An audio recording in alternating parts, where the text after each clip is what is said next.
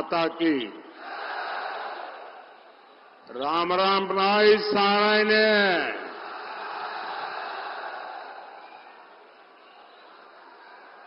आज बुद्ध पूर्णिमा है। मैं समस्त देशवासियों को अनेक अनेक शुभकामनाएं देता हूं। मैं श्रद्धेय गुरु जयराम दास, चमन ऋषि और महान सेनानी राव तुलाराम जी को नमन करता हूं। मैं रेजांगला के शहीदों और अहिरवाल की इस भूमि को प्रणाम करता हूं।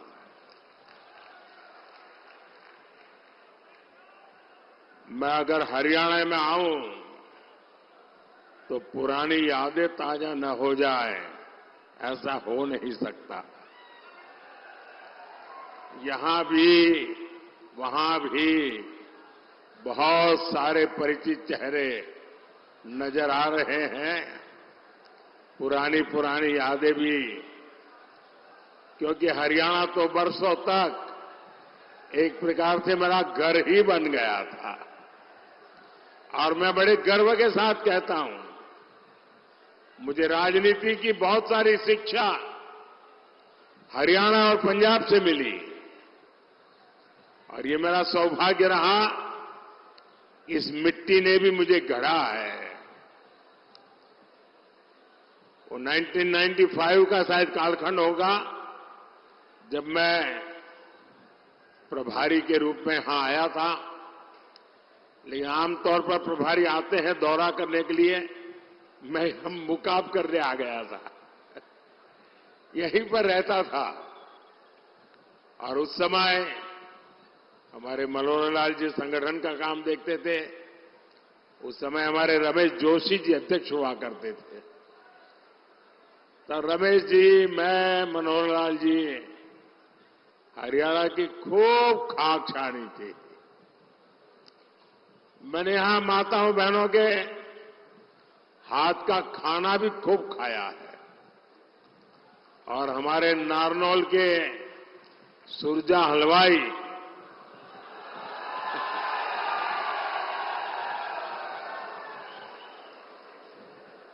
और महेंद्रगढ़ की मिठाई, शायद इसी के कारण ये हमारा राबिला डायबिटिक हो गया। लेकिन अब भी वो इतनी अच्छी बनती है ना सब कुछ। हाँ। और गर्मी की सीजन में एक गिलास राबड़ी, मोटी मोटी रोटी और एक प्याज सारी भूख मिटा देता था। जिद सीधा सादा खाना, वो मेरा हरियाणा।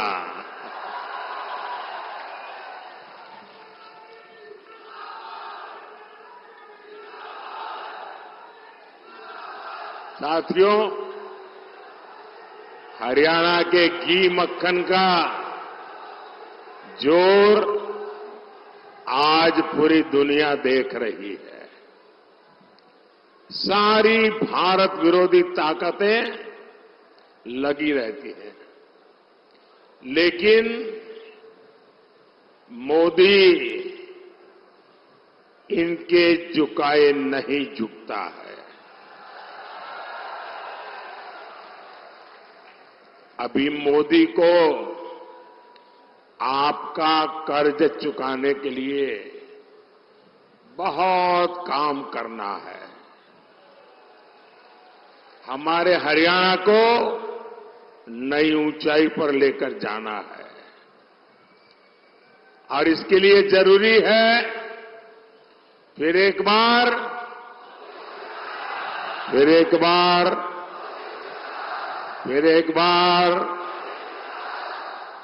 साथियों, ये चुनाव देश का प्रधानमंत्री चुनने का चुनाव है। आप प्रधानमंत्री नहीं चुनेंगे, देश का भविष्य भी चुनेंगे। एक और आपका जांचा परखा सेवक मोदी है और दूसरी ओर कौन है? कोई अता पता ही नहीं है।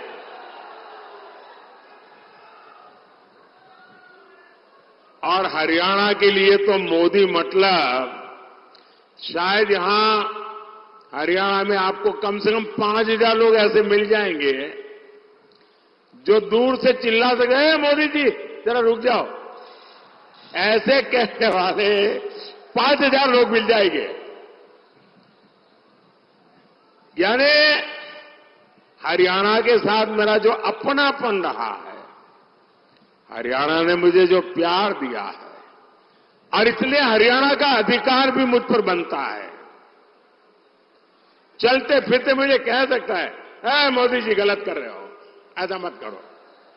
इतना मेरा आपसे नाता रहा है और पिछले 10 साल में आपने उस प्यार में कभी कमी नहीं आने दी। इससे बड़ा सौभाग्य क्या हो सकता है साथियों?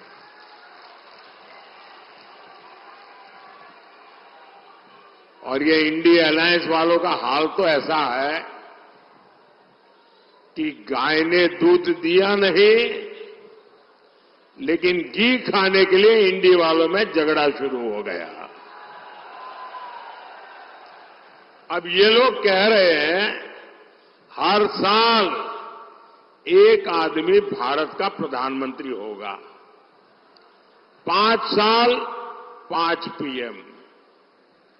आप मुझे बताइए, ऐसे देश चलेगा क्या? चलेगा क्या? और हमारे हरियाणा के लोगों में तो ग्रामीण भाषा में चौपाल में बैठ करके जो ठहाके लेने की ताकत है ना, मुझे पक्का विश्वास है कि 5 साल में 5 प्रधानमंत्री 5,000 चुटकुले हरियाणा वाले बना देंगे। साथियों, ये लोग देश को फिर से गड्ढे में धकेलेंगे, नहीं तो क्या करेंगे? साथियों, इंडी गठबंधन के लोग ये घोर सांप्रदायिक है, घोर जातिवादी है, घोर परिवारवादी लोग हैं।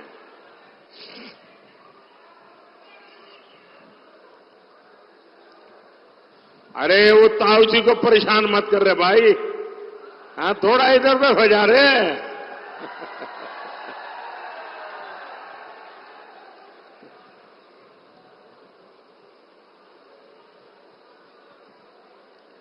देश की जनता इंडी जमात के इरादे पहले ही भांप चुकी है, इसलिए इनका ये हाल हुआ है। 5 चरणों में ही इंडी जमात का ढोल फट गया है। और आपने देखा होगा, तीसरे चरण के बाद इन्होंने रोना धोना शुरू कर दिया। इलेक्शन कमीशन आंकड़े क्यों नहीं देता है, आंकड़े देर से क्यों देता है, इलेक्शन कमीशन ऐसा क्यों करता है, इलेक्शन कमीशन वैसा क्यों करता है। उधर ईवीएम बंद हो गया, उधर ईवीएम चलता नहीं है, उधर ईवीएम का यानी उन्होंने ग्राउंड बनाना शुरू कर दिया है कि पराजय का ठीकरा किसके सर पर फोड़ा जाए। और इसलिए बराबर जम करके इस बार ईवीएम को गालियां दे रहे हैं। हम सब जानते हैं भाई, जिस भूमि में कोई पैदावार न हो, कोई किसान उसमें एक भी बीज डालेगा क्या? जिसमें फसल न हो, ऐसी जमीन पर या ऐसी सीजन में कोई किसान एक भी बीज डालेगा क्या? जब पता है कि इनकी सरकार नहीं बनने वाली, तो कोई उधर वोट डालेगा क्या? कोई डालेगा क्या? कि हरियाणा वालों को तो कहने की जरूरत ही नहीं है जी, क्योंकि उनको मालूम है भाई इनकी सरकार 7 जन्म में भी बनने वाली नहीं है और कांग्रेस को दिया हर वोट बेकार ही होना है।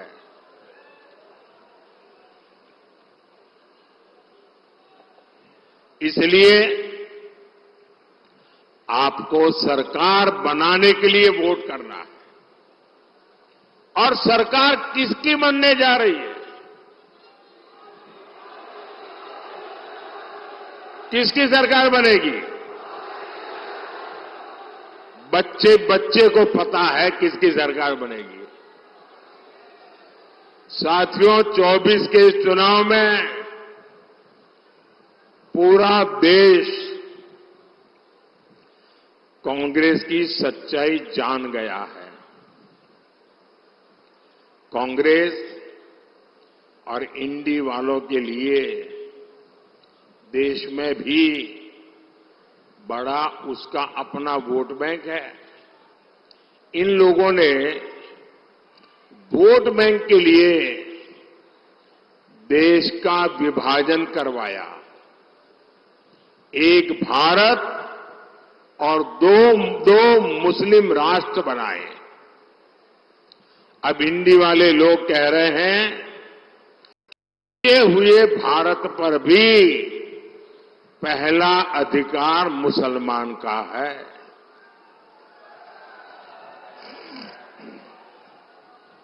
इन्होंने एससी, एसटी, ओबीसी इनको जो बाबा साहब आंबेडकर ने आरक्षण दिया है,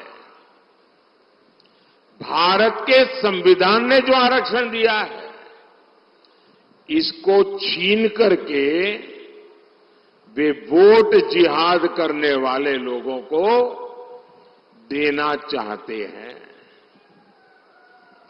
आपने कल अखबारों में देखा होगा, टीवी पर देखा होगा, सोशल मीडिया में देखा होगा, बंगाल की हाईकोर्ट का जजमेंट आया है और बंगाल में भी इंडी जमात का एससी, एसटी, ओबीसी के आरक्षण के खिलाफ उनका जो षड्यंत्र है, आरक्षण विरोधी उनकी जो मानसिकता है, उसका भंडा फूट गया है। बंगाल में इन लोगों ने क्या किया? बंगाल में इन लोगों ने मुसलमानों को रातों रात ओबीसी के सर्टिफिकेट दे दिया था। जो आरक्षण ओबीसी को मिलना चाहिए, वो सारा का सारा मुसलमानों को, और वो भी घुसपैठियों में बांटा जा रहा था। हाईकोर्ट ने बंगाल में पिछले 10-12 साल में मुसलमानों को दिए सारे ओबीसी सर्टिफिकेट रद्द कर दिए। अब आप देखिए, कोर्ट न होती तो क्या होता? ये पिछड़े समाज के लोग करते क्या? ये मेरे दलित भाई बहन क्या करते हैं? ये मेरे आदिवासी भाई बहन क्या करते हैं? लेकिन साथियों, आप ये इंडी जमात वालों की मानसिकता देखिए। बंगाल की सीएम ने घोषणा कर दी है कि वो हाईकोर्ट का फैसला नहीं मानेगी। वो मुसलमानों को ओबीसी का आरक्षण देकर रहेगी। आप मुझे बताइए, कांग्रेस हो, टीएमसी हो, इंडी गठबंधन के सारे दल तो अपने वोट बैंक के साथ डटकर खड़े हो गए हैं। फिर आपके साथ, हरियाणा के साथ कौन खड़ा होगा? कौन खड़ा होगा? इसलिए मैं हरियाणा के हर एससी, हर एसटी, हर ओबीसी को भरोसा देने आया हूं, जब तक मोदी जिंदा है, कोई माइका लाल, दलित का, आदिवासी का, पिछड़ों का आरक्षण छीन नहीं सकता है। वंचितों का जो अधिकार है, मोदी उसका चौकीदार है। और भाइयों बहनों, ये चुनावी भाषण नहीं है, ये मोदी की गारंटी है। साथियों, अपने वोट बैंक को खुश करने के लिए इंडी गठबंधन वाले कुछ भी कर सकते हैं। हमारे यहां हरियाणा में हर कोई दिन में 200-400 बार राम राम बोलता है। हर 10 कदम पर वो राम राम बोलेगा ही बोलेगा। राम राम के बिना हरियाणा में कोई काम होता है क्या? लेकिन कांग्रेस का बस चले तो हरियाणा में राम का नाम लेने वालों पर ये लोगों को गिरफ्तार कर ले। कांग्रेस पूरे देश से ही राम को हटाना चाहती है। कांग्रेस जब तक सत्ता में रही, उसने राम मंदिर नहीं बनने दिया। कांग्रेस ने राम मंदिर प्राण प्रतिष्ठा तक का बहिष्कार कर दिया। और अब तो शहजादे के सलाहकार ने तो एक और बड़ा खुलासा किया है। कांग्रेस अब अगर सत्ता में आई तो राम मंदिर पर ताला लगाने की फिराक में है। कांग्रेस चाहती है कि हरियाणा के लोग रामलला के दर्शन तक नहीं कर पाए। वो रामलला को फिर से टेंट में भेजना चाहते हैं। क्या हरियाणा के लोग ऐसा होने देंगे क्या? रामलला को फिर से अपमानित करेंगे क्या? क्या ऐसे लोगों को मेरा हरियाणा जवाब देगा कि नहीं देगा? हर बूथ में चुन चुन करके उनको साफ करेगा कि नहीं करेगा? साथियों, कांग्रेस हमारी आस्था का ही नहीं, हमारे तिरंगे का भी अपमान करती है। 370 के नाम पर कश्मीर को देश से अलग किसने रखा? किसने रखा? 70 साल तक कश्मीर में तिरंगा किसने नहीं फहरने दिया? आज ये लोग कह रहे हैं ये सत्ता में आए तो फिर से 370 वापस लाएंगे। क्या हम कश्मीर के हुए बलिदानों को बेकार जाने देंगे क्या? बेकार जाने देंगे क्या? कांग्रेस के मंसूबों को क्या हरियाणा कामयाब होने देगा क्या? साथियों, कांग्रेस ने देश के पूर्व फौजियों के साथ भी धोखा किया, एक्स सर्विसमैन के साथ धोखा किया। उन्हें दशकों तक पूर्व फौजियों को वन रैंक वन पेंशन नहीं मिलने दी। कांग्रेस झूठ बोलती थी कि OROP one rank one pension उसके लिए 500 करोड़ रुपया पूर्व फौजियों को देंगे। अब ये चुनाव जीतने के लिए पूर्व सैनिकों के साथ धोखा किया गया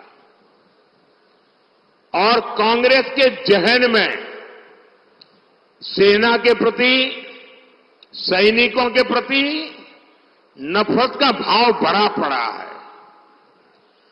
और 1962 में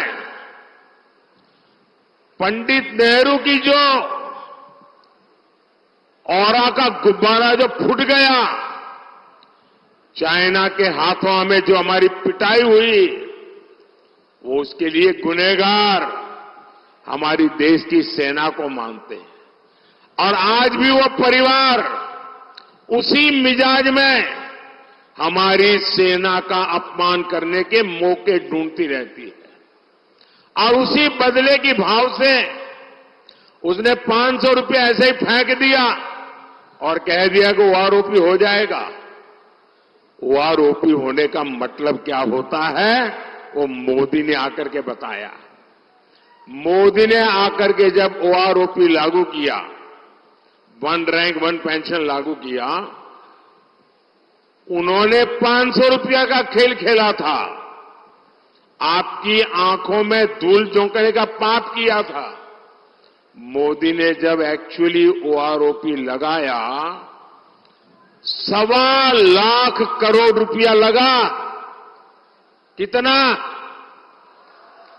अरे जरा बताइए ना, 1.25 लाख करोड़ रुपया।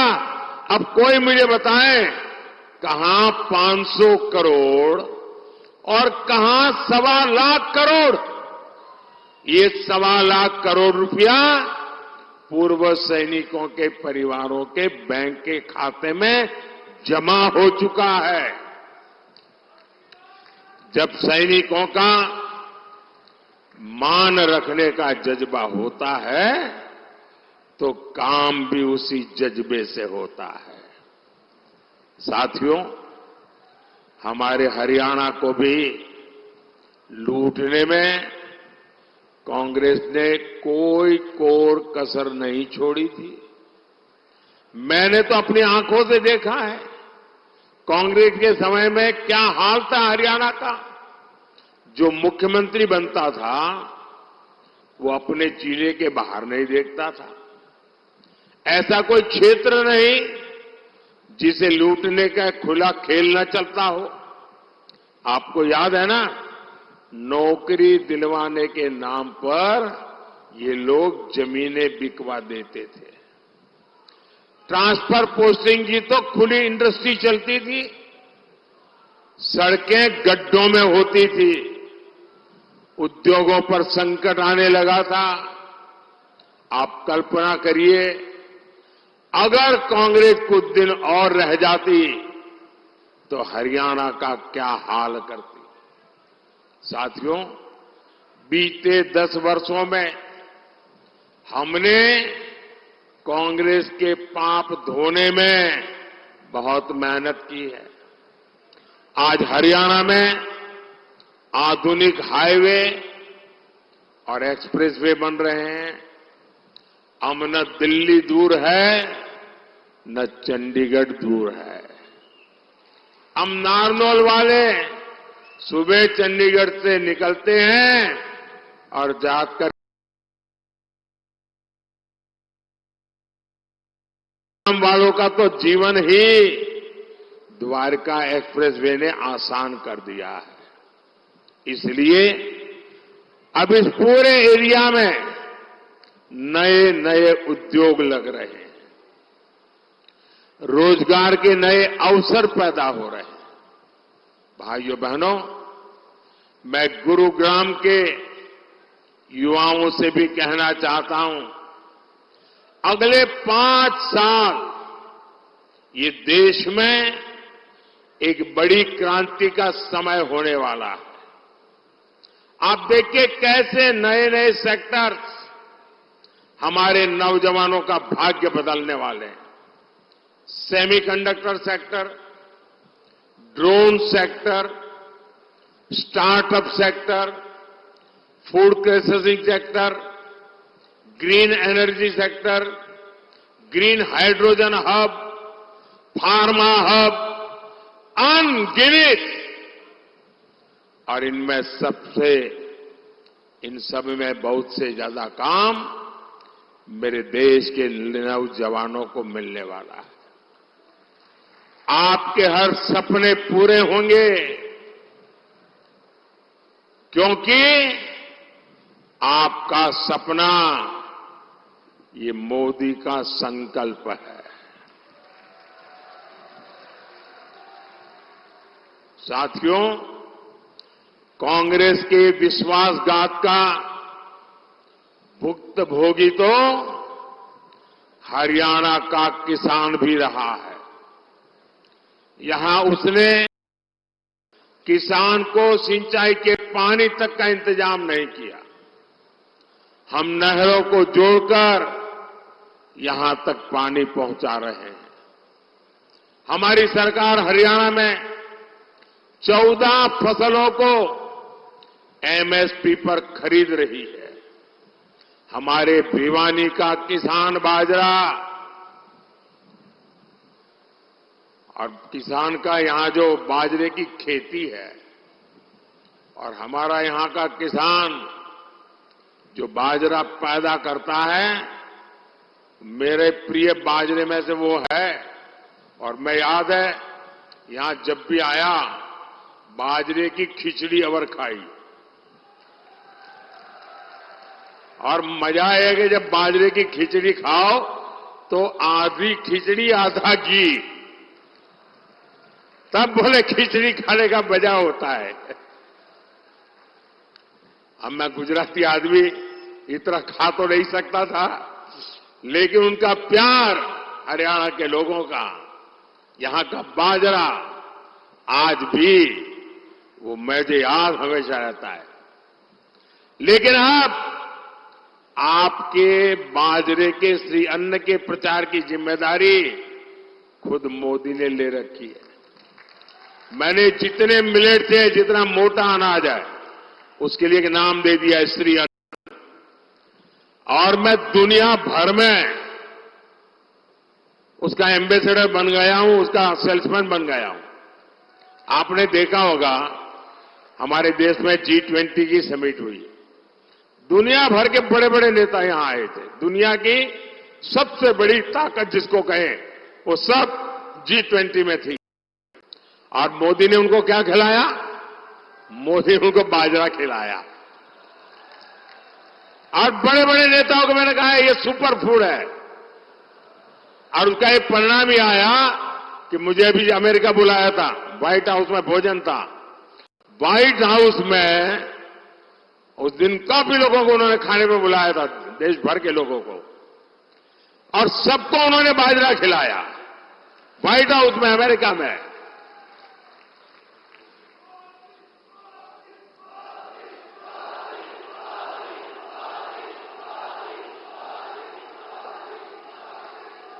साथियों, इससे क्या मोदी का प्रचार हुआ क्या? इससे प्रचार हुआ हरियाणा का, हरियाणा के किसानों का, हरियाणा के बाजरे का। साथियों, इस क्षेत्र के विकास के लिए हमने चौधरी बंसीलाल जी के साथ मिलकर सरकार चलाई थी। चौधरी बंसीलाल भिवानी महेंद्रगढ़ के विकास के लिए कटिबद्ध थे। और मुझे मेरा सौभाग्य रहा, चौधरी बंसीलाल जी से मेरी बड़ी निकटता रही। और वो रात को देर तक जागने के आदी थे, तो कभी कभी हमारी मीटिंग रात को 1 बजे के बाद शुरू होती थी और कभी कभी सुबह सुबह तक चलती थी।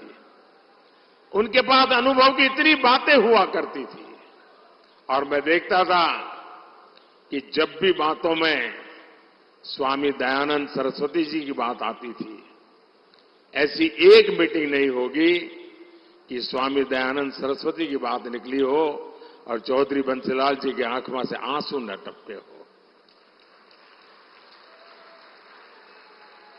और वो मुझे इतना प्यार करते थे क्योंकि जब मैं गुजरात का था, दयानंद सरस्वती जी का जन्म गुजरात में हुआ था, तो एक नाता ऐसा बन गया था। और गवर्नेंस की दुनिया में भी साथ साथ काम किया, बरसों तक साथ में काम किया। साथियों, लेकिन ये जो महापुरुष है, उन सब से प्रेरणा लेते हुए आज मेरी भी गारंटी है कि हरियाणा का विकास हम रुकने नहीं देंगे। लेकिन इसके लिए 25 मई को भिवानी और महेंद्रगढ़ से चौधरी धर्मवीर सिंह जी और गुरुग्राम से राव इंद्रजीत सिंह जी, मेरे इन दोनों साथियों को भारी बहुमत से विजयी बनाइए और आप जब उनको कमल के निशान पर वोट देंगे ना, वो वोट सीधा सीधा मोदी के खाते में जाएगा। तो आप पुराने सारे रिकॉर्ड तोड़ेंगे, मतदान ज्यादा से ज्यादा कराएंगे, हर पोलिंग बूथ में विजय प्राप्त करेंगे। अच्छा, मेरा एक काम है, करेंगे आप लोग? अरे क्या कमाल है भाई, ठंडे हो गए एकदम। मेरा पर्सनल काम है, करेंगे? अरे मैं भी तो हरियाणा वाला हूं यार, बोलो ना। मेरा एक काम करेंगे। देखिए, पहले तो मैं यहां गांव गांव जाता था, हर इलाके में गया हूं, हजारों परिवारों में गया हूं, लेकिन अब समय की कठिनाई है, जा नहीं पाता हूं।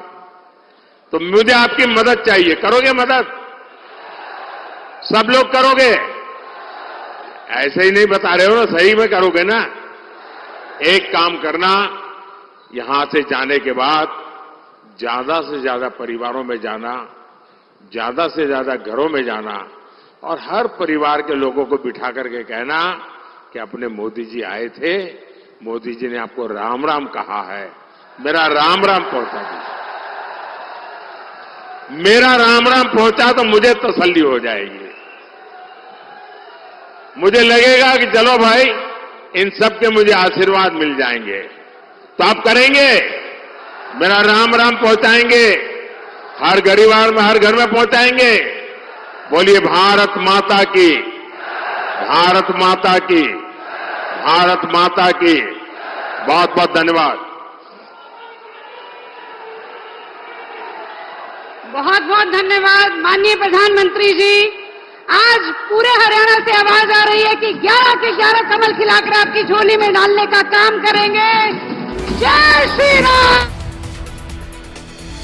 प्रधानमंत्री मोदी ने संबोधित किया। उन्होंने कहा 370 को फिर से बहाल करना चाहती है कांग्रेस और 5 साल में 5 पीएम बदलेगा विपक्ष। ये बयान प्रधानमंत्री की ओर से सामने आया। उन्होंने कहा 7 दिनों में भी गठबंधन की सरकार नहीं बनेगी और कांग्रेस ने वोट बैंक के लिए देश का विभाजन किया। ये तमाम बयान प्रधानमंत्री मोदी की ओर से सामने आए। उन्होंने विपक्ष पर जमकर निशाना साधा।